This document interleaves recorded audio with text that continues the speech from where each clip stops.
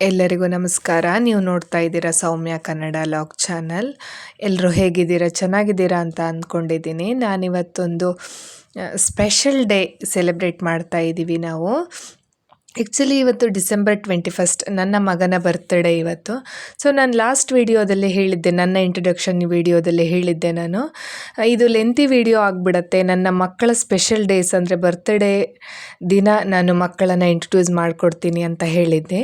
So ಇವತ್ತು right day ಅಂತ ಅಂದ್ಕೊಂಡಿದ್ದೀನಿ. ಹಾಗಾಗಿ ನಾನು ಇವತ್ತು ನನ್ನ ಮಗನ ಇಂಟ್ರೊಡ್ಯೂಸ್ ಮಾಡಿಕೊಡ್ತೀನಿ. ನನ್ನ ಮಗ ಚಿನ್ಮಯ್ ತೇಜಸ್ವಿ 3rd ಸ್ಟ್ಯಾಂಡರ್ಡ್ ಓದ್ತಾ ಇದ್ದಾನೆ. ಸೊ ಚಿನ್ಮಯ್ ತೇಜಸ್ವಿ ಅಂದರೆ ಏನು ಅಂತ ತುಂಬ ಜನ ಕಮೆಂಟ್ ಮಾಡಿದ್ರಿ, ಬಟ್ ನಾನು ಯಾರಿಗೂ ರಿಪ್ಲೈ ಮಾಡಿರಲಿಲ್ಲ. ಚಿನ್ಮಯ್ ತೇಜಸ್ವಿ ಅಂತ ಅಂದರೆ ಸೂರ್ಯನಿಂದ ಭೂಮಿಗೆ ಬೀಳುವಂತಹ ಮೊದಲನೇ ಬೆಳಕಿನ ಕಿರಣವನ್ನು ಚಿನ್ಮಯ್ ತೇಜಸ್ವಿ ಅಂತ ಕರೆಯಲಾಗುತ್ತೆ. ಅಂದರೆ ನಮ್ಮ ಲೈಫಲ್ಲಿ ಕೂಡ ಮೊದಲು ಬೆಳಕು ತಂದವನಾಗಿರ್ಬೋದು, ಮೊದಲು ನಗು ತಂದವನು ನಮ್ಮ ಮುದ್ದು ಮಗ ಚಿನ್ಮಯ್. ಹಾಗಾಗಿ ಈ ಹೆಸರನ್ನು ಇಟ್ವಿ ನಾವು ಚಿನ್ಮಯ್ ತೇಜಸ್ವಿ ಅಂತ.